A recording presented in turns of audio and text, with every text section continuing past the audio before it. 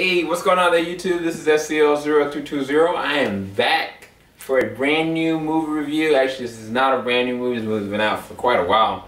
But it's my first time doing a review for it. I've seen it for a while, and it's such an awesome movie. I mean, everything from the fact this being the only movie I've ever seen to, from start to finish, just continue to move with the camera, not just with the person of interest that she'll be focusing on, but just moving like continuously and to the beat of a drum. So well scored. It's gotten multiple different Oscars, multiple different Golden Globe Awards, and I am talking about Birdman.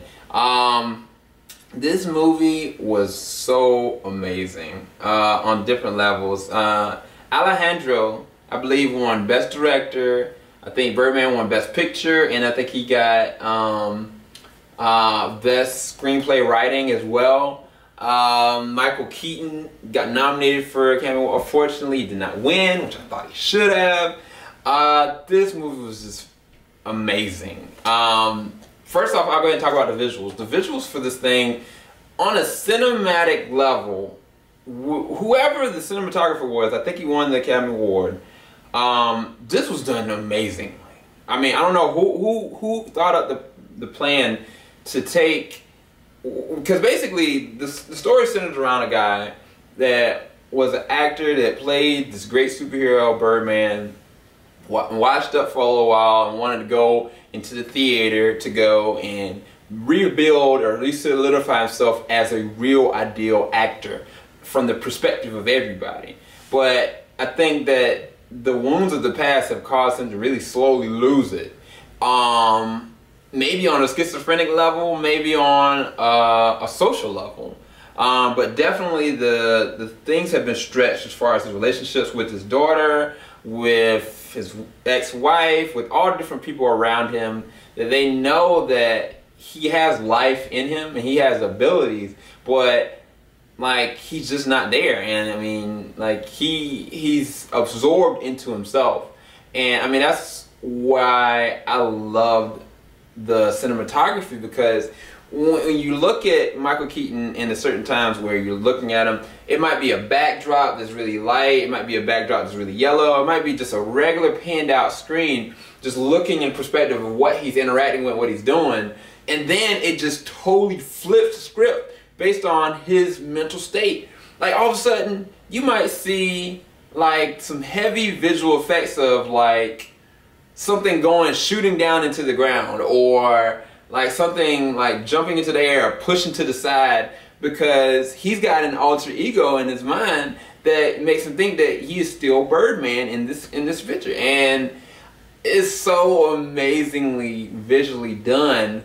And on top of how that's done, you got the camera moving the entire time. So it might go from he's on stage to somebody gets hit in the head with something, to he's looping backstage. Then it pans to where his daughter's doing. She might be smoking on the rooftop. Then it goes and jumps down from the rooftop, goes to the front of it, and time might be spanning for a little bit, but the camera's still moving the whole entire time. There's never a point where there's a transition, it looks like. Like the transition where you go from scene to scene is always done in most movies, where it pans out and blacks out to something different. This is never the case. It's always moving. It's always surrounded at the theater or where the main character is actually doing his thing. And it's just so well done. I mean, I was like blown away. I mean, I had to give the visuals a 10 out of 10, and then it was shot so well with the score. Like the music for it, it was almost like a beat to a drum. It was always going, and I always enjoyed it. I was like, what in the world is this? But the score was just really well done, and it was perfect for the scenes. It was perfect for how they did it, and they weren't afraid to, when there was a serious scene or when there was a seriously dark humor kind of scene where like maybe Edward Norton might be saying something just vulgar and terrible, and it just kind of stops for a second and then settles you back in. Even towards the very end, at a very anticlimactic moment, Like, it was really riveting, really scary, and really like vibrant. It was just complete awesome dark humor. The synopsis reads, a washed-up actor who once was who played a iconic superhero battles his ego and attempts to recover his family, his career, and himself in the days leading up to the opening of a Broadway play. Birdman, the unexpected virtue of ignorance. I love the acting in this one.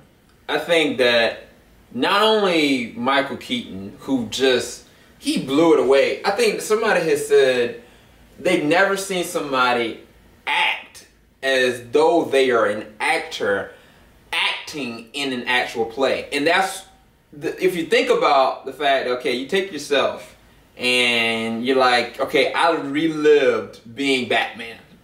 He was Batman. And he was one of the best, if not the defining Batman in the 2 movies that he was in. And he's no longer Batman. He's no longer Beetlejuice. He hasn't been anything short of, I think, Need for Speed. I think he was the only good thing about that, and RoboCop. But, I mean, he's had more of a successful career than the character he's playing. So he's having to play off of the opposite of what he had to go through, kind of. But at the same time, tap into, okay, was he as successful as he was supposed to be, you know, as just an actor? And he's playing a character that the ego is so messed up and he got so many internal issues that he's psychologically imbalanced. And he's got his own alter ego that he's talking to. So he's doing the dubbed out version of the Birdman. And I mean, I'm not sure if he did the motion capture or they CG'd his side of his face with him in the costume. I'm not really sure how they did it. But I know that was his voice. And like, him having to play so many different feats and being the actor on stage actually in this play, and you watching him like pull a scene like not do well and then he doing it just really well. I mean, that just takes grounds and grounds of just raw talent. And I really am upset that he didn't win the Academy Award. I haven't seen The Theory of Everything, so I can't say that he deserved it over Redmond, but I'm just like, oh God, it was such an awesome performance. But him and Emma Stone that plays his daughter was even more excellent, because Emma Stone and, I mean, shoot, I forgot. Lord, Edward Norton and Emma Stone did amazing, because Edward Norton's character is nuts, because he was the one that was trying to one-up Michael Keaton's character in this role, and at the same time, like, hit on his daughter. And I mean, his daughter's nuts because she deals with psychological issues because of his own inadequacies, because of Michael Keaton's transactions before. They make and break her situations now. I mean, I think that she also is dealing with being past drug use and alcoholism and stuff like that. And just, Emma Stone just knocks it apart. This girl is on fire. Like, if she doesn't win Academy Award in the next 3 to 4 years, I'd be surprised. Like, it might be the curse of the good-looking people not getting the Academy Awards, like Leonardo DiCaprio and Brad Pitt and all those. But oh my gosh, she does an amazing job. And I think even like Naomi Watts, that was in her character, was kind of playing like the lead girl in this one. She did an amazing job as well. And it's interesting, like me even doing this review. I think that I haven't done a review on something that I hadn't seen in over a month. I don't think I haven't seen this in over like a month and a half, maybe even longer. But the fact that I can bring up all this shows that this movie had an impression on me, and every character in it. Shoot, even what's his name, Zach Galifianakis from North Carolina. This dude, he did an amazing job. I'm like, look at you, Zach. Go, boy. Because it's the acting. I mean, first of all, the acting was 10 out of 10. The visuals and the music, 10 out of 10. But then the story, as extravagant and dark, and screenplay, how it was done with the dialogue, like, I mean, that credit goes all to the director and who he chose to be the writers and how he chose to position it.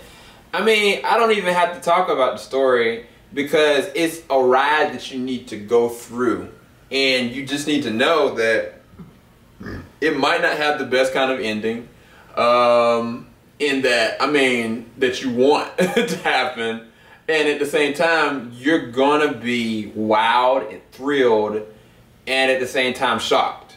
Because if you're not shocked by the things that happen when Michael Keaton's character goes outside of himself mentally and emotionally, you're gonna be wowed and excited by the set pieces and how the beat is going, with the tempo of the score, with the acting level, and how these characters are trying to position themselves as upstage actors versus like looking on different people that are actors in the motion pictures, big budgets, like how they're kind of like, even on the political level of thinking about, okay, well, those that are in theater, like, are they really recognized as much as those that are high-paying actors? Like, what's the difference between like a person that's acting, giving their all every single night to play a role versus doing that one role that one is that time that can be lasted forever, you know? And it's really interesting when you think about it and watch it.